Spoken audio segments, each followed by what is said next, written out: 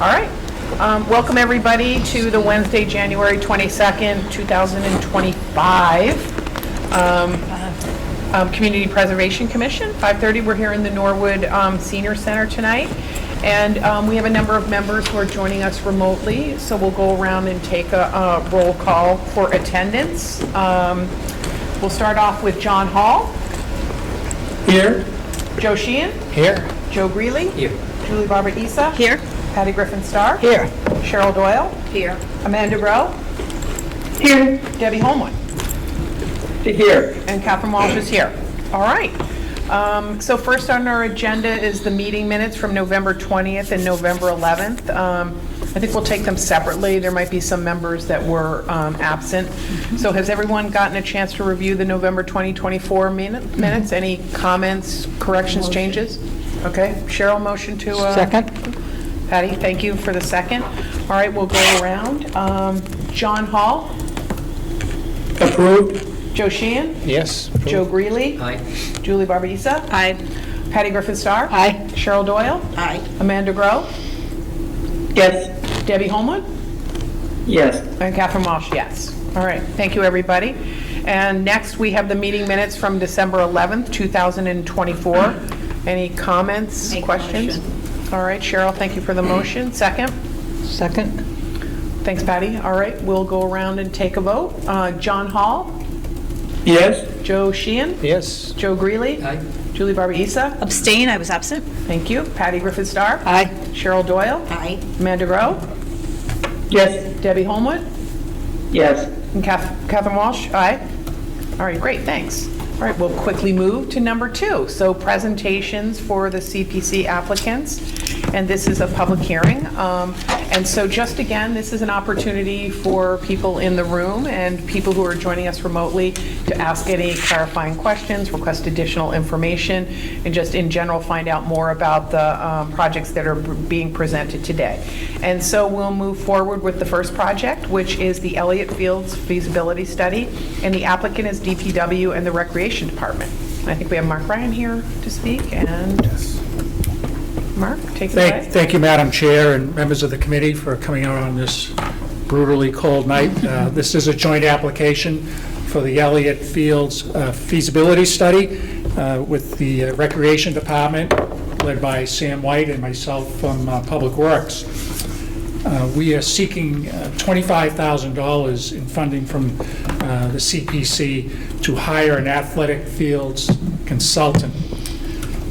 Elliott Ball Fields complex currently includes baseball and softball diamonds, basketball court, paved court for multiple physical activities to be used for, playground area with some passive features, and a bathroom complex.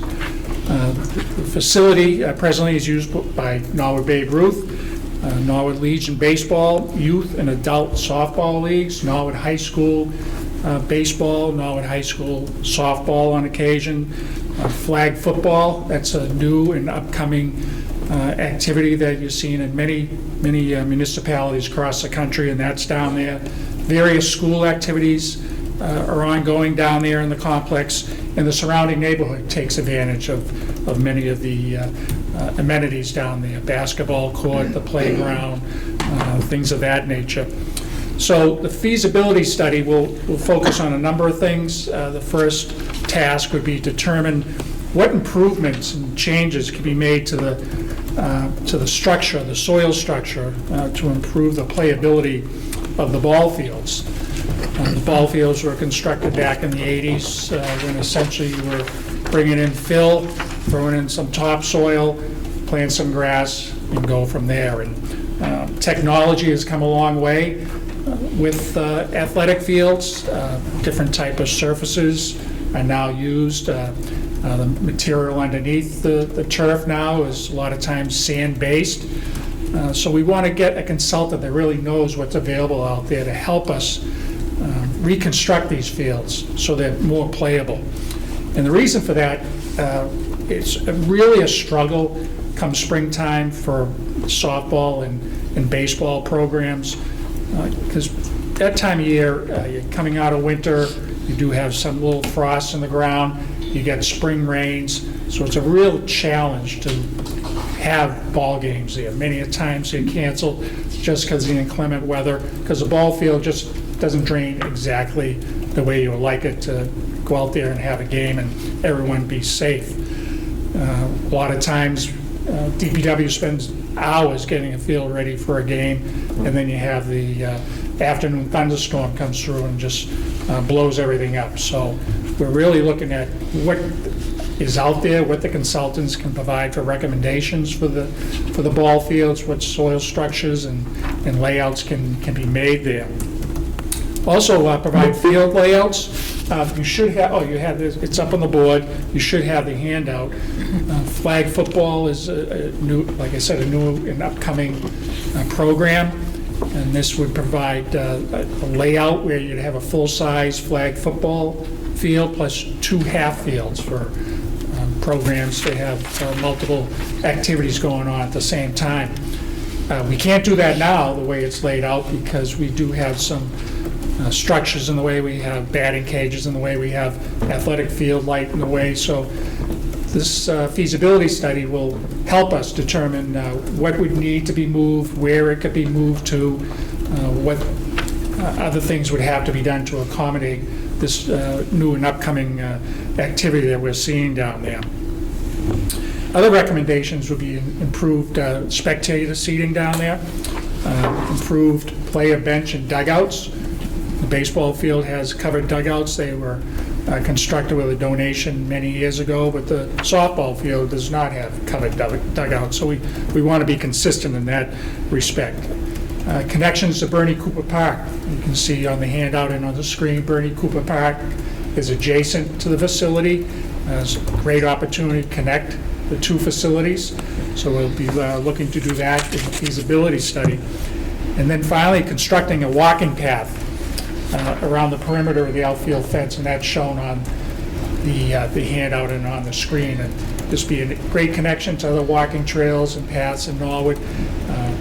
You'd be right along the Ponce River, so we'd have to look to the consultant what environmental recommendations would need to be made, what permits have to be filed to make that happen. But it'd be a great added feature down there.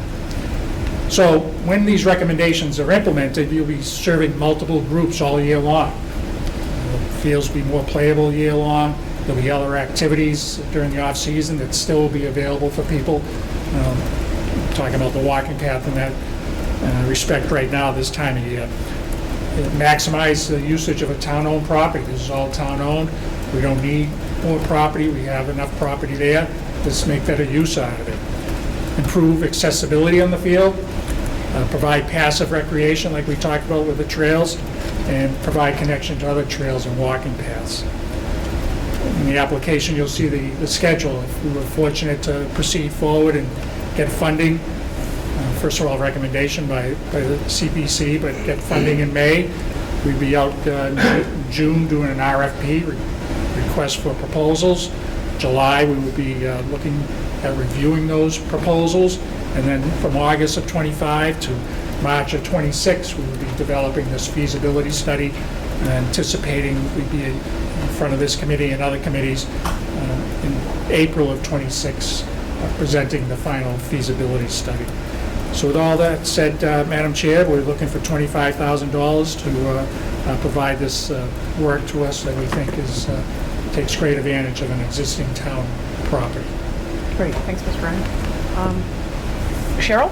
I have a question. Committee members? If the feasibility study comes up to make like the life of the field right now, what are you going to do if they tell you to do AstroTurf? Well, we'll have to see what the recommendations are. Is it sand-based or is it artificial? I don't know if that's going to be one of the recommendations. Funding for that artificial field, I think we all know that's not probably funded by the CPA, but that would be something the town would have to look at if they want to include that in their budget to go that direction. But there would be recommendations with costs to it, so it'll be up to the selectmen and FinCom and town meeting to make that decision in the end. Okay, Cheryl? Chair, through you, could I ask Kristen a question? Sure, can you speak up a little bit? Yes. Yeah. So I have a question on, are we allowed to do money for a feasibility study if it includes? Yeah, the only prohibition is on actually funding artificial Actually, turfs. I mean, okay. that may be a recommendation of, but it's not funding of. It's not funny, okay, I just want to make sure. Great. I don't want any surprises at town meeting. Yeah, fair enough. Any other questions? Joe? Just a point of clarification on, and this is more, it's obvious, but just so we're clear, that on page 3 of the application, the feasibility study would run from August 25 through March of 2026 and come to present final feasibility study would be April of 2026, right? Right, I believe there's a typo there. Yeah. It says Okay. 25, but it'll be 26. All right, we all Yes. knew that, but just to make sure everybody understands. Thank you. Thanks, Joe. Any other questions? No. Committee members on the phone? Any questions, comments? No, just, hello, Mark and Sam. Hi, Debbie. All right. Well, thank you very much. We appreciate the presentation. Thank you. Thanks. All right. So we'll move on to the second project. It's the ADA ramp to Elliott Field at the Balch School, and the applicant is the Recreation Department. Sam? Perfect. Thank you. Right. Thank you, everybody. Thank you, Commission. Thank you, Madam Chair. Thank you for having me here tonight. My name is Samuel White. I'm the Interim Recreation Director. Today, I come to propose $175,000 for an ADA-compliant concrete ramp to gain access from the back of the Balch parking lots into Elliott Field. Just on the next slide. Oh, yeah, you got it. Yeah, of course. So the purpose of this project, thank you, Mark.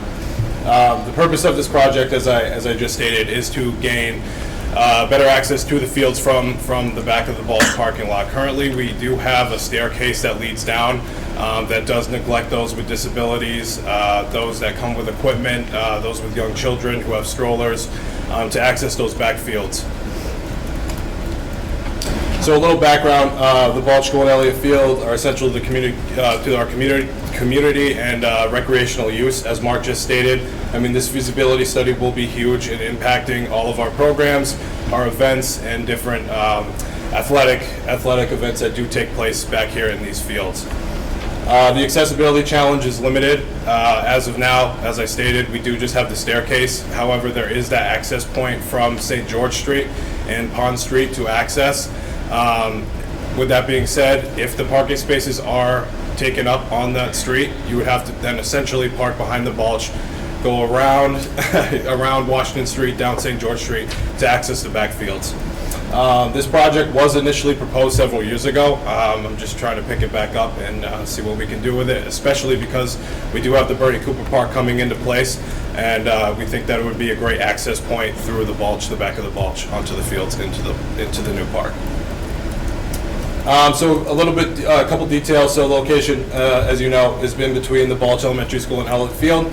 The design would be a concrete ramp that would be ADA certified to get down to the fields safely and efficiently. The durability would be expected lifespan of 25 years plus, and the maintenance would be overseen by the Recreation Department and the DPW. So please don't judge my drawing, but this is the proposed location. So as you can see, the red is the staircase that's currently in place, where the green is where the ramp would be built. So a little bit of visual for you. So we do have the staircase, as you can see. I did take a picture of the corner of St. George and Pond Street, where that one entry point is. However, as I noted before, if there is a full lot full of cars, it would be difficult for one with disability to get to those fields or anywhere in that vicinity. And then, as you can see in that third picture there, that's just the access point coming in to the bottom of the stairs. So again, just touching on what I've been talking about. So that top left picture here, those are just 2 spots behind the bulge that are handicap accessible. In theory, that would be a straight shot to the stairs to bring you down to the lower field. And as I was stating before, currently, if you want to get down to the fields and you do park right there, you would have to go out around Washington Street down to St. George Street and proceed further. That next picture to just the right of it, oh, sorry about that. The picture to the right of it, that would be the access point on the top, right next to the stairs to access the ramp to get you down safely, right in front of the bathhouse and the outdoor floor hockey court. And then I just took that bottom picture as just a picture actually of today too. It's a full lot right now. Obviously we're out of season, but just a visual. And then again, this would be essentially exactly where the ramp would be put into place. We would end up taking out those 2 trees, but we do have a plan to plant new trees and shrubs and make it look presentable. And yes. And then another visual design. So this, I believe, was put together in 2021, if I'm not mistaken. Okay, 2021. It's obviously up here as well. So this would be the dimension of the ramp. You would have that zigzag style with 30 feet going down. You would have the 6 by 6 and 10 by 8 landing to then bring you all the way down to the fields. So a basic timeline, we would like to start immediately after school ends in June with the anticipated target for completion mid-August and the duration being at least maximum of 60 days. Just some alignment with community goals. Does support Norwood's commitment to inclusive recreation, enhances usability for existing recreational facilities, as we all know, and installing a ramp would comply with the ADA standards to ensure safe and equitable access to our fields and Bernie Cooper Park shortly. So some next steps real quick, just to come to agreement with the Norwood CPC, finalize the ramp design, which we pretty much do have, obtain necessary permits and approvals, of course, begin construction in June, and then complete and open the ramp by mid-August. And just a quick conclusion, again, we are just trying to comply with the ADA standards here. We do want to make sure that our fields and facilities are accessed by everybody. We don't want any limitations, any struggles to get to our beautiful parks and accommodations. And for more information, again, my name is Sam White, and you can reach me at swhite@norwoodma.gov. Great. So with that, thank you again so much, and I open it up. Thanks, Mr. White. Thank you. Any questions from the commissioners here? John has one, too. Joe? And then we'll go to the folks on the remote. This Joe does. Yeah, thank you. Both Joes. So in the application, there is a note just for, I guess, visibility as opposed to anything else, but Sam, you mentioned the previous project, but just so everybody's clear, there is $73,000 left over from the previous project, from the original project? That's correct. So it would total in $248,000. So yes. the actual project cost is $248,000. There was a comment recently about like transparency and visibility and how much the project, what the gross amount of the project is. Yes, The gross yes. amount is $248,000. The net amount is $175,000. Correct, yes. So we're utilizing that previous amount. Correct, yes, It's yeah, left over. absolutely. Mark had included it in the earlier application, I forgot to call it out, but there is a portion of the DPW labor that's contributing towards the project that's not requested as CPA, from CPA money. So thank you for Yes. including that. Yeah. I guess logistically, my question was, is it, I know it makes sense to have the stairs right next to the ramp. Yes, From an yeah. access standpoint, and not either calling out the fact that people use the ramp as opposed to the stairs, but would there be a benefit to sliding the ramp down to, like towards Pond Street, where the field level is closer to the top of the wall? Right, okay. Would there be any benefit from a ramp size standpoint? And, is there any gain if there's less distance that we have to cover between the top of the wall and the field. Right, yeah, I understand, and I know, I feel like this has been talked about in the past as well. I believe too, and me and Mark were talking earlier too, about just the centralization of the ramp as well. I mean, I understand exactly what you're saying, because even in that previous picture with the handicap parking spaces, yeah, it is a little bit of a stretch to get over to that point instead of just head-on. But I know with the plan that's already been put in place, this is what was set forth. But I do understand for sure, yeah. Thank you. Good. Thanks.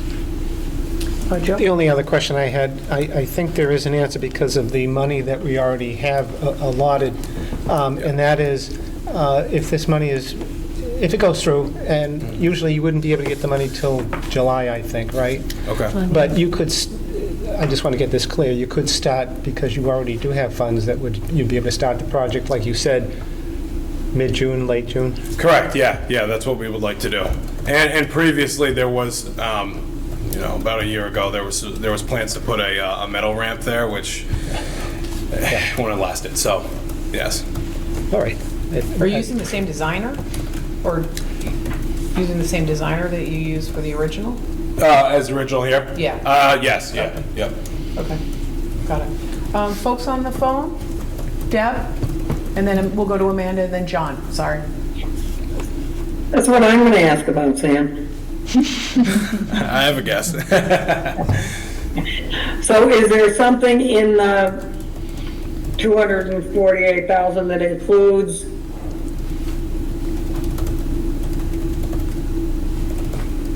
Trees. She's frozen. Just like the weather out there. I mean, I know, maybe she, our tree warden? So is there something, do we have a sheet on what we're gonna do with the surrounding area after we take down those 2 giant trees that our tree warden, I'm sure, is gonna replace someplace else? Yes, most definitely. So I don't know if you're able to see the board here. I know. I got it right here. All right, perfect. I know Brian Murphy did a great job today drawing up the new trees that we would be planting as well as bushes to make the. Oh, wait a minute, I don't have that. no. Are you having it on the Yeah, screen? it's I don't know if that'll. No. Visual, and accessibility. You could I got your 10. Bring it to the owl, if you brought the picture to the owl, and then you have to talk so the owl hears you. Talking to the owl. Let's see. Debbie, can you hear me? Oh, she's frozen again. I know, maybe she should come off her camera. Yeah, so as long as you talk, Sam. Maybe point to the trees too. And then I gotta. I don't know if she can. She keeps freezing. Oh, Hello? You keep freezing, we're Deb. back. You're Can you freezing. see? Hold on, let me talk real quick. There we go. Can you see Okay. Can it? you see it, Debbie? Can you see? So yeah, so it would be in between, in theory, in between the stairs and the bottom of the ramp there, and then the trees would then go around it.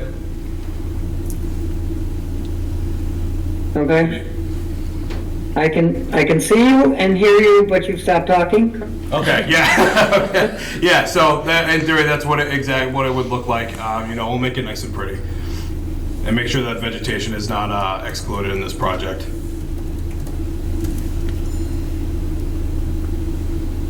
Debbie, any other questions? Are you frozen again? It appears to be frozen. It's actually All cold right. on the floor. Deb, we're going to hold and we're going to go to Amanda and come back to you. Amanda? Okay. I'm back. I know you can. Maybe if you come off your camera, we might be able to hear you better. Can you hear me? Well, We can hear you. You keep freezing. If you cut the video, you might not be, Yeah, all right, I'll cut the video. okay. Okay, all right, let's try that. Okay, any other comments, Debbie? No, I'll keep nagging as the process goes along about replacing trees and landscaping, because we need to, We need to move on. Okay, great. All right. Amanda? Thank you. So I'm huge fan of this project. Whenever I go to that upper lot there for some recreational activity, you almost can't tell that you can get down there, even with stairs. So the more access we have, the better, as far as I'm concerned. Because it almost feels easy to miss that you can go to the lower fields if I didn't go to school at the Balch. The one question I had was, I assume, it isn't called out, but I assume that the old access would stay. It's not like we're moving the access that's on the far end away. We're just adding access, correct? That's correct. Yeah, that other access wouldn't be affected. And then you might not know this offhand, and it's okay if you don't, but cost-wise, do you have any examples of other big accessibility projects we've done in terms of like the range of where those projects have tended to be, just to kind of compare how this one is with those? I know that construction costs are sort of all over the map for the last several years, but anything you can think of as good analogs would be very helpful to me. Yeah, unfortunately, I don't offhand, just with the short period of time of me just being in this position now. And I don't want to compare it to the pool, so I don't in short term now. No problem. Thank you. That's the only questions I had. Thanks, Amanda. Thank you. John? Thanks. I've got two clarification questions. One of them is, and everybody else may already know this, the zigzag design is designed to keep it a gentle slope at every point, so the same risk of asking for too much energy when people are pushing the wheelchair up or risk of running away if they're riding it down. So with the slope of that hill, that would be the only, one of the only ways that we could actually efficiently make a ramp there. Instead, are you referring to it as if we just did it straight down? No, I'm saying the zigzag makes sense to me. I want to know if the reasoning behind it is the same as I was estimating. Oh, as if it would be too much to push up and down? Yeah, there might be a risk of injury because if you're trying to navigate a steeper slope. Yeah, do you want to answer that? Yeah. Hey, John, Mark Ryan. Yes, ADA requirements are a maximum of 8% slope, and then there's a maximum distance of 30 feet, and then you have to have a landing area, like you said, to, people can, get their breath or take a break. So 30-foot maximum length, 8% or less on the pitch. So that's why you got to do the switch pad and the level landing. This will also have metal handrails too for people. So thank you, Mark. That answers my question. My other question is, I was a little taken aback when you said it was concrete. I would think that if you do have a fall, that the injury severity you might get with concrete would be worse than if it was tar composite or something softer like that. Can you give me your thinking on that point? Yeah, so really it comes down to the durability of the ramp. We want to make sure that it lasts a long time. I mean, such as the stairs, those have been there for, I couldn't even tell you how long, but it's the durability. We want to make sure that it lasts. So you may have sacrificed some safety risk in order to get more durability. Is that what I'm hearing?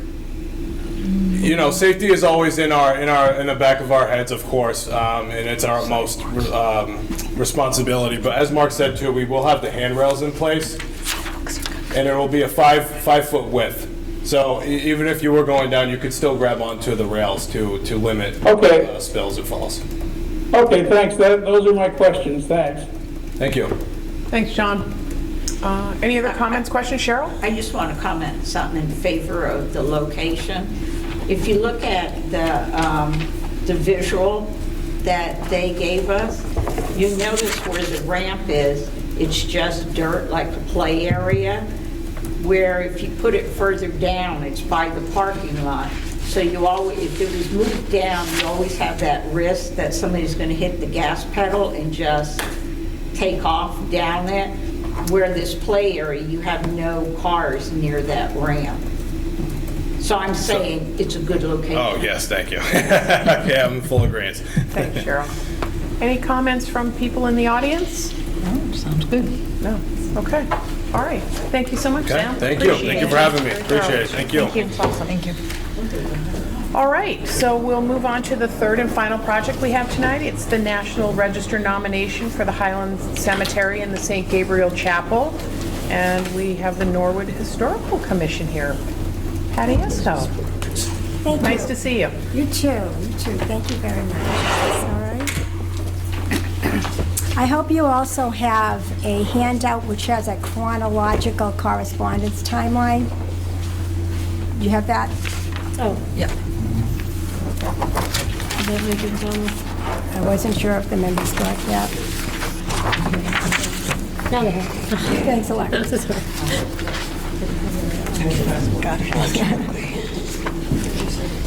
Thank you. Thank you. My name is Tony Esco. I'm the Vice Chair of the Historical Commission, and I want to thank the Chair, Judith Howard, who is here this evening, as well as Member Tom Gale in the audience this evening as well. And we're here to discuss the request for funds to hire a preservationist to pursue and complete the nomination to the National Register of Historic Places for Highland Cemetery, which also includes the beloved chapel that people always refer to. The nomination for National Historic Registration, though, includes the entire cemetery. As you can see, it is, I hope everybody knows it's on Winter Street. It's about 40 acres, over 22,000 graves, and over 4,000 veterans interred there. Highland Cemetery was established as Old Parish Cemetery, was out nearing capacity and not able to accommodate the burgeoning town of Norwood after it was incorporated, and there was a need for a larger cemetery, and over the years it has been expanded. And it was also, the original cemetery as it started was professionally landscaped by R.T. Woodward, Reuben Woodward. He was a landscape horticulturist and gardener. For a time, he even served as the assistant superintendent for the Golden Gate Park in L.A. So he had a lot of experience with horticulture. So it's a beautiful cemetery, and we hope to pay homage to it by getting it on the National Register. There are numerous cemeteries in Massachusetts, about 115 or more, on the National Register of Historic Places. The purpose of our CPC request is to fully respond to all the requests of the Massachusetts Historical Commission for additional information in order to meet their rigorous documentation standards for cemetery nomination to the National Register of Historic Places. And if you take a look at that chronological timeline, it's almost painful to read. The town has tried very hard to get this listed, and it's extremely worthy of nomination. It is simply that there were a variety of variables that impacted getting it completed. Changes in staff, you will read as that goes on, but there's been support of nomination for a double-digit number of years. The original letter from the Board of Selectmen in support goes back to January of 2014, since we've been trying to get this done for 11 years. So it's just that the Mass Historical Commission has very high standards. They want your application to be the best it can be, so that when it's passed on to the National Park Service, you hope that the stamp of approval will be there. So they're trying to help us have the best application possible. The next slide, please. So some people might not understand what the National Register of Historic Places is. It is the official list of the nation's historic places worthy of preservation. It was authorized by the National Historic Preservation Act of 1966, and the National Park Service's National Register of Historic Places is part of a national program to coordinate and support public and private efforts to identify, evaluate, and protect America's historic and archaeological resources. It's a prestigious honor to be listed, and when you achieve listing, Do you have the book at all? It's in the, I'm sorry. When you get listed, the listing goes to the state, of course, and once a year, the state puts together a compendium. It's a spiral-bound book, and it lists all of the registered places or landmarks in the state alphabetically by town. And it's an honor, and it's also a planning tool. It is good for development, and for private homeowners, there are tax credits, but the benefit for Norwood is you become eligible for grants as well. Next slide. So as I say, the National Park Service also takes very high interest. This is the coverlet of about a 28-page booklet talking about cemeteries. And cemeteries are revered as important public spaces because they provide a vital link to the past. They tell the stories of generations of people along with their evolving burial practices. And with open space and conservation land increasingly scarce, cemeteries also provide lovely, peaceful spaces for solitude and reflection. And our cemetery is really beautiful. So, next slide. So this is a comment regarding a statement of significance that was in one of the correspondences listed in that timeline from a preservation planner at Mass Historical Commission in 2013. Highland Cemetery, established in 1880, is the town's primary cemetery and was the first to be established after Norwood became a town in 1872. The earliest portion is a circular area that contains 2 mausoleums and the chapel of St. Gabriel the Archangel arranged around the circumference. The 1903 chapel, believed to be a rare example of a combination chapel and mausoleum, was designed in the Gothic Revival style by the notable architecture firm Cram, Goodhue, and Ferguson. The earliest section of the cemetery was planned as the resting place of Norwood's founders, and it was designed according to the principles of the rural cemetery movement by R.T. Woodard. The cemetery has been expanded numerous times, and it appears that much of the acreage now reflects the Lawrence Cemetery movement. So that gives you an idea of the discussion that goes around the significance. An additional comment from Mass Historical Commission, and it's in a letter to Sarah Mancuso, who was the project director and an architect at Cram and Ferguson. And there had been an exchange going back and forth several times. And the MHC could see, Mass Historical could see that, we're trying to get this done, but we're not quite there. And she says, to complete the evaluation, Mass Historical Commission will need a cemetery map showing the current boundaries, the original acreage, and the evolution of the cemetery by outlining the expansions and providing the dates of same. We will also need information on the 1880 to 1903 period before the mausoleums and chapel were constructed. Other questions to be answered: are the burials within the last 50 years in the new sections? If so, where located? Online maps appear to show an administration building near the chapel. Where's that? Please provide dates and photographs. Are the large tanks at the south end of the cemetery on a separate parcel? They kind of look like they're... You can see how detailed the questions are. Next slide, please. In a subsequent correspondence, again, there's a lot of correspondence here, and this is only what Mass Historical Commission saved in our files. There could be more of this kind of dialogue.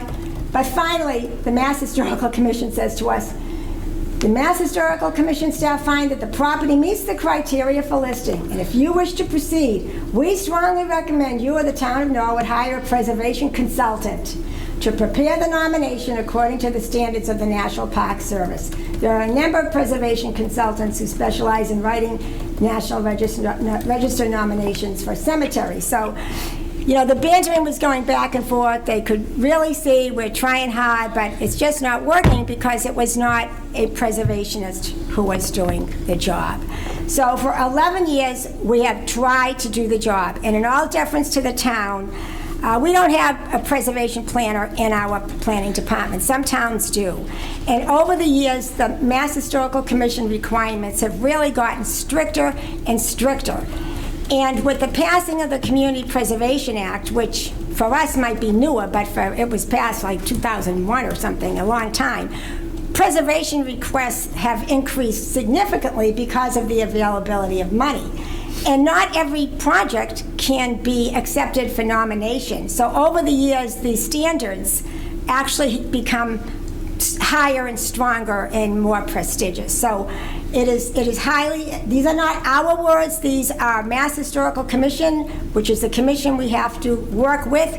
Without their stamp of approval on a nomination, paperwork does not go forward to the National Park Service, who administrates the whole national program. Next slide. This, of course, is the chapel of St. Gabriel the Archangel. It is so beautiful.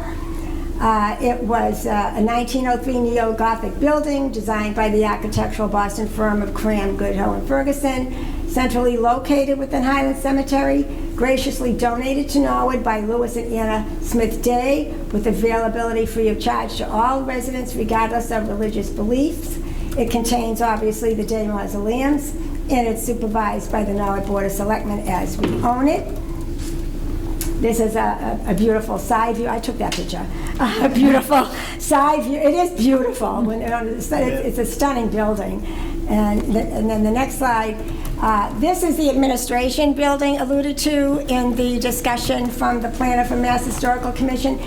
Everything that's in the cemetery has to be fully discussed. Stone walls, impressive art, architecture, horticultural landscaping, types of landscaping, history, notable people that are buried there. In addition to the fact that we pay all this attention to the chapel, I remind people, as in the comments, it's not just about the chapel.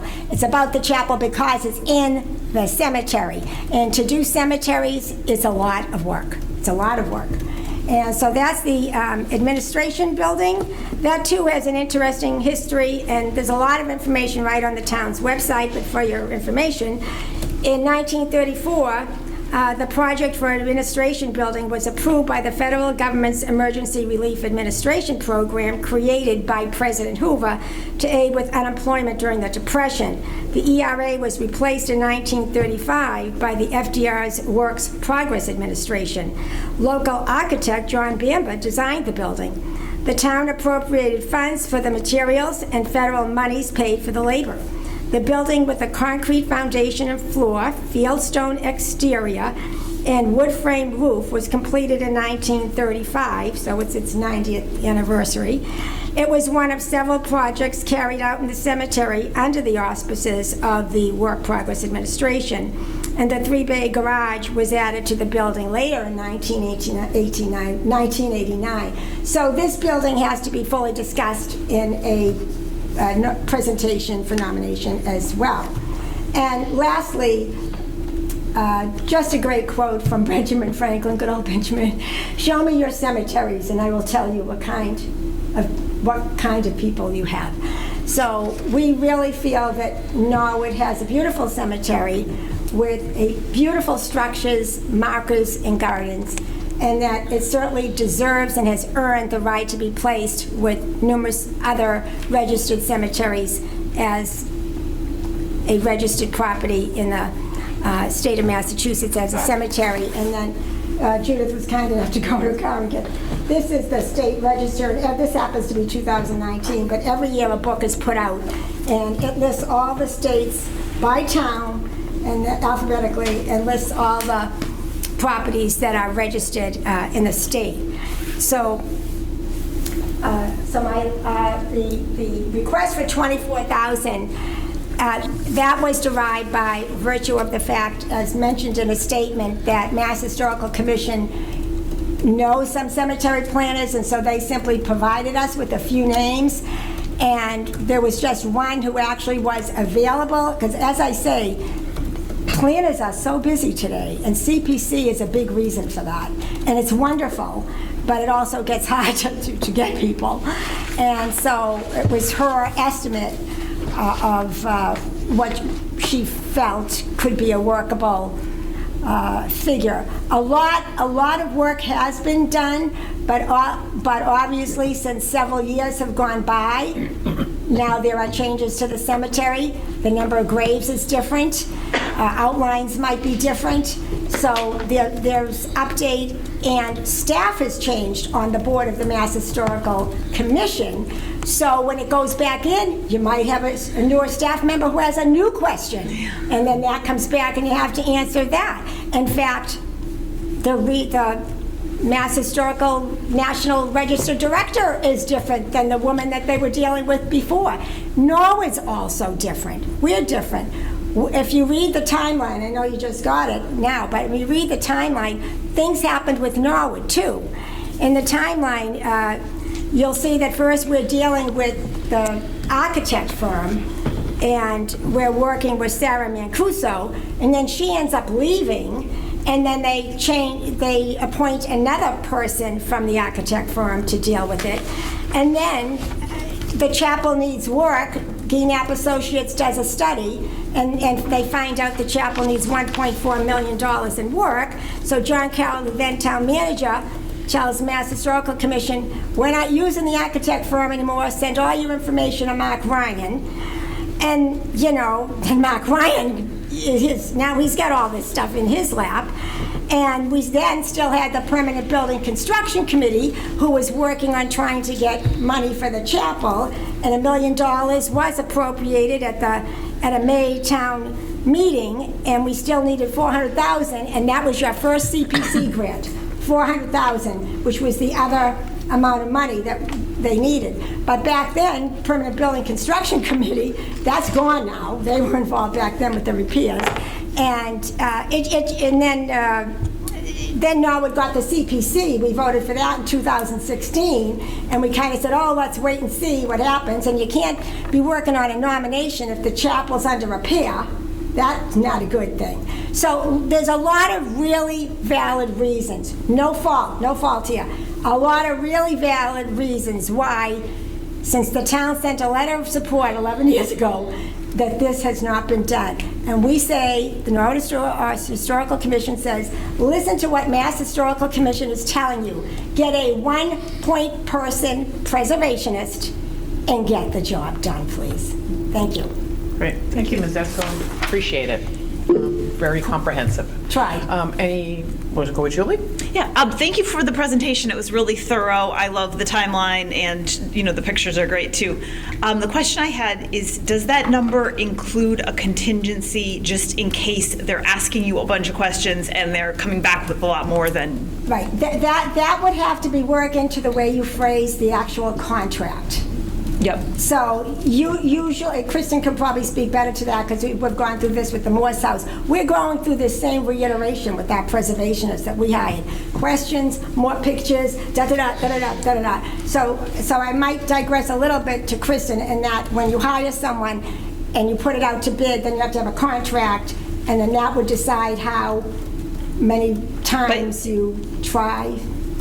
Yeah, but you expect that amount will cover no matter how many times you need to go back. Based on the fact that so much has already been done, I imagine that the map has changed, the number of graves have changed, the permanent history has not changed, but I can't imagine it not being done for that amount of money.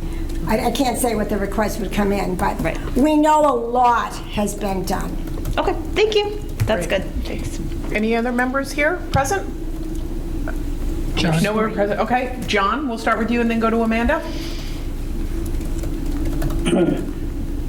Tony, we had a long discussion of this project at one meeting ago, and you will be surprised to hear that the reaction to it is very positive. We'd like to find a way to make this work. The heart of the problem, which you've described very well, is that they have very high standards. We've already tried once without success, and there are very limited number of people available to fill the critical spot. So I would be interested, and I imagine you'd be interested to see a more detailed proposal. I spent several years working for the feds, where part of my job was writing RFPs or sending proposals to RFPs. there were ultimately, at the end of the day, people who were knowledgeable in the field and were going to collect some highly specified information and interpret it appropriately. So I would be interested to know if we have a preservation as to how many cemetery proposals to Massachusetts have they worked on, and how did they turn out? Secondly, could they describe their sense of why the earlier response failed and what they're planning to do to make sure that this attempt does not fail? You covered a lot of that in concept by saying that the state agency wants a lot more detail, and you gave examples of that kind of detail. Maybe that's all that is necessary, but if there has been more information about what was missing that they were particularly bothered by, that could either be taken from their letter responses or could be determined by interviews, my comfort level goes up a lot if we have steps like that in there that increase the chances of success. What do you think?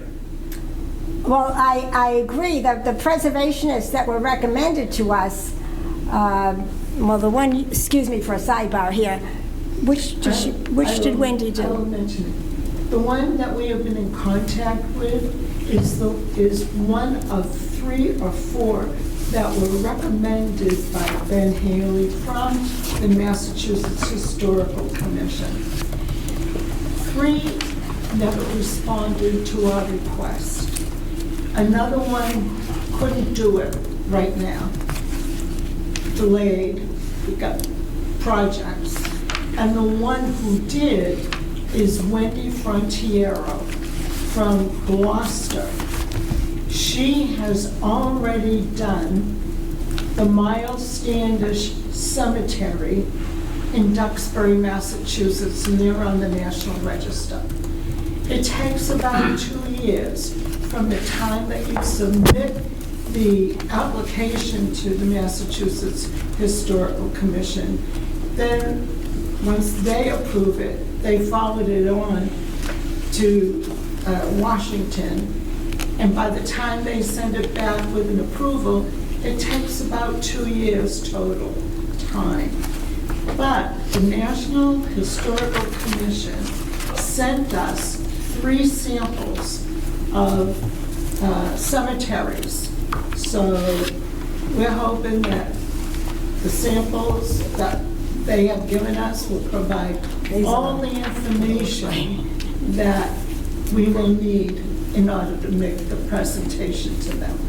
So could I just maybe interpret a little bit what John said? Sure. So because the request is for greater than $10,000, Sure. you will need to go out with an RFP. Yes. And so I think what I heard is John might be volunteering to review your RFP, given his expertise in this area, and help you guys get a good consultant. So well, I think you just need to put out an RFP and you get whoever you get, right? And so I think what John is saying, he would like to some assurances that some detailed information will go into the RFP to ensure that we get the best candidate to do that. And I totally understand, and you know better than I do, the challenges of bringing these people, these professionals on. Right, we provided input to the town manager when we had to put out for a preservationist for the Morse House, so Tony worked out the contract. Well, and we might want, if possible, we might want to include those submittals as references to the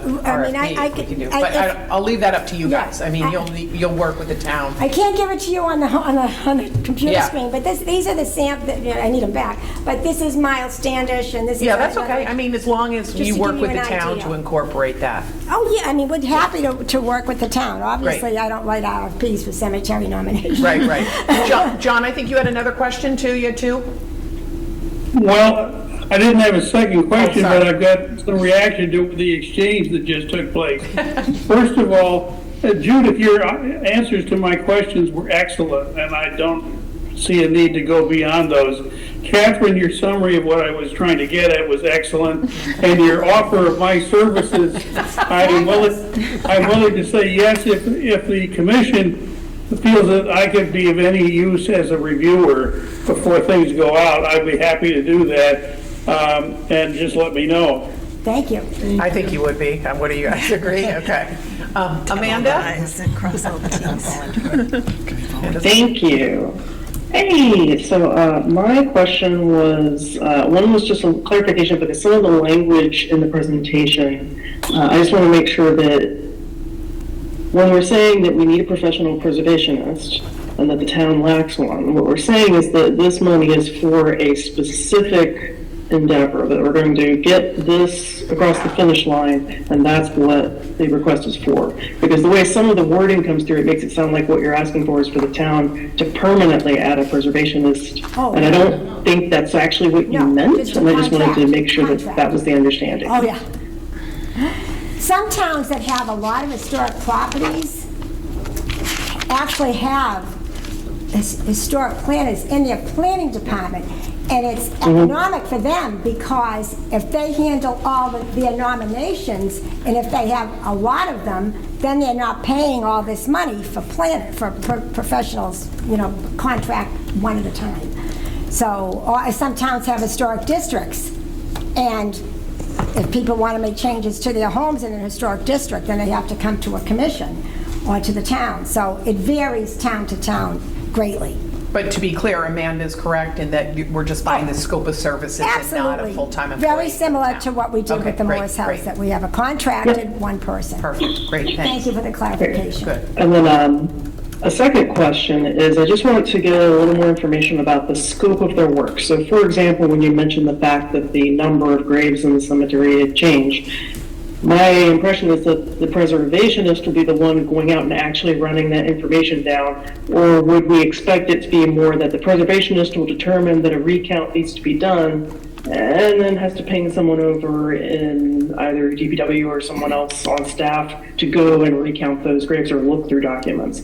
Which is the case? Is it more that the preservationist is doing the actual on-the-ground work of some of these questions getting answered, or is it that the preservationist is making recommendations and then sending town staff out to do that work? No, the preservationist would be gathering the information. I would think that the first thing they would do is contact Mass Historical Commission and find out where they finished, which is around 2014, the last stamp I saw. So, and let the commission know that they're the point person now, and start where things left off. So, and then move on from there and take a look. There was a, not finished, there is a nomination register application here. It was submitted by Anthony Allen, that last gentleman. I have it here, and there's a lot of information for a contracted preservationist to take a look at and jump off from to start. So. Great. Those are my only questions. Okay. Oh, actually, no, wait, nope, I lied. One more. My last question was, I know you had mentioned that we're having a hard time fielding some of the preservationists. Are we finding that when they come free, are they very narrow time frames? Like, is there a time sensitivity around onboarding someone? Well, I mean, the sooner the better. I can't answer how long it will take to answer an RFP. I think Judith knows. Would you like to answer, Judith? Yes. If you have her letter, Monday Frontiero's letter. I think in it was your packet. submitted. Oh, they do have it, okay. So she has the background and everything about that, but the project for her will take 9 months. From the beginning, she starts. That's what she hopes. For her, if she is chosen, because it has to go out to bid because it's over 10,000. Yep. Okay, great, thank you. Great. Amanda? That was all my questions. Thank you. Thank Great, you. thanks. Is anybody, any other committee members? Joe? So if we can just take a step back away from this specific project, but I can't remember who, from a town hall employee standpoint, who works closest with the commission? Is there if we looked at the org chart of town hall, is there like some person or department that the commission would fall under or work for? No, Who do you work for, I guess? I know. Fall under the Board of Selectmen. Okay. So if there Because were, we're appointed by the town manager with the approval of the Board of Selectmen. Okay. So anytime that we have an application, like the pre-applications that we have, specifically because the ones that we have applied for have been town-owned, we have to go to the Board of Selectmen for approval for To do anything. that we, apply for. Great, thanks. just to follow up, I guess what I'm thinking of, maybe what I'm leading to is the commission, like this isn't the only project that the Historical Commission is working on. No. You've got, I don't know what the number is, but you've got other projects going on. So there is a drain on your availability. If you're quote unquote reporting to the Board of Selectmen, there will be a time when the commission is going to need administrative support to provide detail to the preservationist or the state or whoever. And what I'm trying to recreate in my own mind is if you need administrative help, where you would go. Would you go to the Board of Selectmen and the Selectmen would maybe request or assign someone to help you? I don't think so. Right now, we everything we do has to be approved by the town manager and the Board of Selectmen. Right. And then oftentimes, because we're working with CPC funds now, we appreciate and value and compliment so much the work of Kristen Phelps here, absolutely outstanding. So that's been a great assistance to us. But you're quite right. It is a little bit of an anomaly because the planning board has the economic development director, the school committee has the superintendent, so in the Conservation Commission has a conservation agent. The Norwood Historical Commission is a town board, and we don't have a staff person. So you're right. And that's why some towns reach that critical mass and do have planners with preservation in their background. Right. I guess the caution if I could, Madam Chair. Please go. The caution, I just want to kind of float this to everyone involved, that, like, we all value the administrative support that we all get from the community development department, especially Kristen in this case. But this isn't a community development project.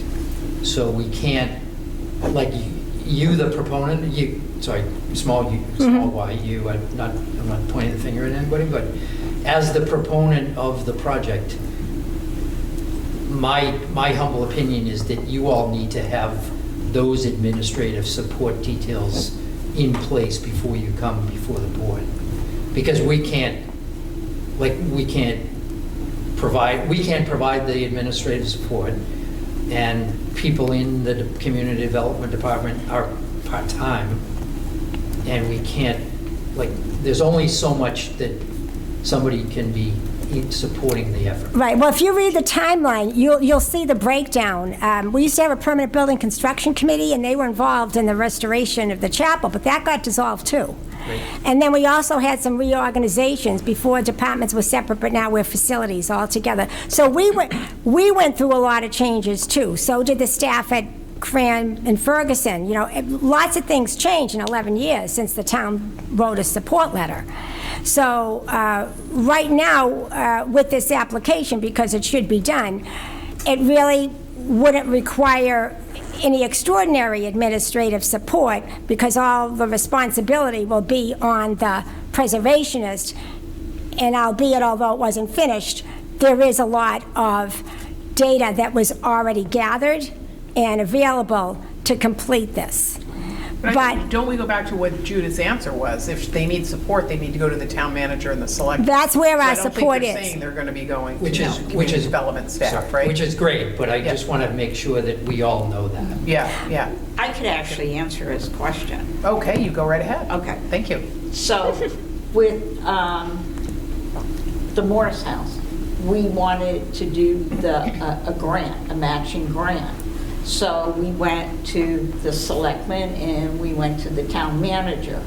And we had a meeting, we sat down, we had the meeting. Town manager Appointed. appointed one of his staff members Okay. to help us with it because we don't own the property, so we couldn't technically write the grant. So he assigned us somebody, and we sat and pumped out all the information, did the grant with them, but it's the town's stamp that is on it. So that's working. Yeah, and it's working out wonderful. So if we run into an issue and say we have to have town stamp or a town employee's mark on it, we just have to go to the town manager and the selectmen and say, okay, we are this far, but we need your blessing or your stamp of approval. Good. Great, thanks for the clarification, Carol, helpful. Thank you for asking. Amanda?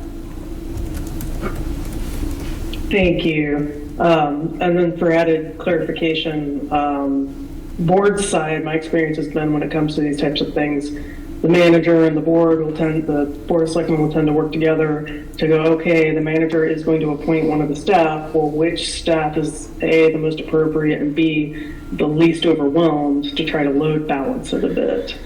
And so we usually have an agreement about, this is getting put in a place that the skill matches appropriately, but also that the workload is appropriately matched.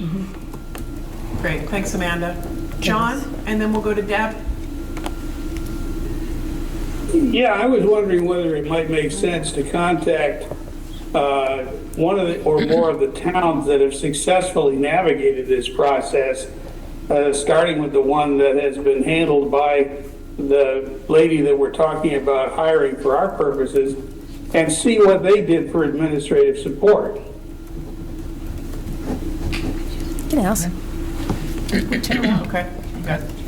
Judith? The town of Duxbury has, I think, 2 historic districts, and they have a gazillion historic homes, and many of them are on the National Register of Historic Places. The town of Duxbury is a bedroom community. It really doesn't have any commercial entities there, so they have been focused. It's a seafaring town. There were a lot of sea captains who came into the town. They built their homes. You can see them even right on the main street. So I don't think there was really any kind of a problem with the facility from the town officials, from their, for the National Register at all.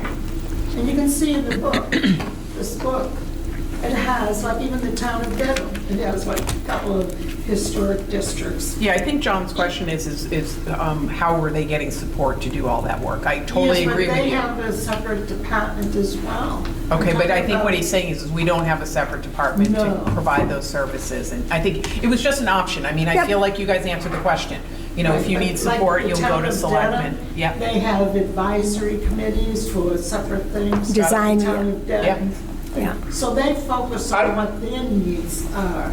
Yeah. But I think- we have relied on a wonderful member of the staff at Town Hall. Okay, He good. has been fabulous. I think that Judith's response, Catherine, was more to the nature that the scale of activity and the circumstances of the other towns that we might have sought as role models are so different from Norway's that there may not be any helpful ideas from them. Yeah, fair enough. I think Right, that because makes sense. some towns have historic districts, and when you have historic districts, you'll sometimes have an historic district commission, like another subcommission. And because that delineation, when people live in a district, there are controls as to what you can do outside of your sure, home yeah. and whatnot, so then you need staff. Yeah. you know, so that's why sometimes a planner might have historic or preservation background, but we don't have historic districts. Right, okay. All Not right. yet, anyway. Debbie, did you have a question? I'm sorry. Did you have your hand up? Did I get everybody there? Is she frozen? She's frozen again. She did have her hand up. She did. Yeah. Debbie, are you unfreezing? Thaw, Debbie. Can you hear me? Oh, yeah. I appreciate all the work that the Historic Commission does, and this is one of the backbones of the CPA because it never gets funded, and I think we need to help them get more support because we end up at the cemetery and we don't give it enough attention.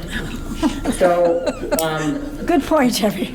everybody wants to have a pretty cemetery, and the Historic Commission, I'm just ranting. Yeah. They work incredibly hard. Whatever support we can give them, I don't just mean money, I mean volunteering, helping them out. Let's do that, because everybody loves to go to that cemetery, so they need to help them out. Thank you. Thank you, Deb. Thank you. Appreciate that. It is a beautiful space. I know there's many grave markers there, but as is recognized by the National Park Service, they're also beautiful spaces for the living, for contemplation. They're beautiful. It's a peaceful place of solitude. It really is stunning there, and I think sometimes we forget how beautiful it is. A lot of walkers up there. I'm sure you Yes. don't want to hear this, but I taught my daughter to drive in that cemetery. There We you all go. went up there. There's another useful tool. I know, it's the first time I ever went to the cemetery. Yeah, that's funny. That's funny, but It was really safe. it's a beautiful cemetery, and the views. You know, originally it was called Highview. If you notice on the scanned page, originally it was called Highland View Cemetery Yeah, in 1880, and then they changed it to just Highland. But the views are spectacular there as Great. well. So thank you, Tony and Judith. That's great. We So appreciate the we thoroughness. highly hope that you will fund the request, and we gratefully take anyone's professional expertise if one has it to offer, but our liaison is Tony Mizuko, who is the author of our contracts, and so that's where that would go. Great. Thanks again for the Thank presentation. you. And any information you want, I'm sure we have it. We've got a ton of paperwork here. All righty. Thank So you. that concludes the presentations. Thank you again. It was awesome. Thank you for listening. All right, so we'll move on to correspondence. Do we have anything, Kristen? Nothing. Very Okay, slowly. super. All right, so we have a meeting scheduled for February 5th at 5:30? Yes. And are we keeping that meeting? Yeah, that would, the okay. intent would be to vote recommendations on the Okay, 5th. Perfect. Okay, and so it'll be here at the senior center again? Yes. Okay, good. All right, anything else you want to add? Okay, so I'll entertain a final motion. Motion to adjourn? Second it. A second, okay, we'll go around. John Hall? Yes. Great. Joe Sheehan? Yes. Joe Greeley? Yes. Julie Barbaisa? Yes. Heidi Griffin Star? Yes. Cheryl Doyle? Yes. Amanda Grow? Yes. Debbie Holmwood? Yes. And Catherine Walsh, yes. Yeah. Great, thank you, everybody. See you guys later.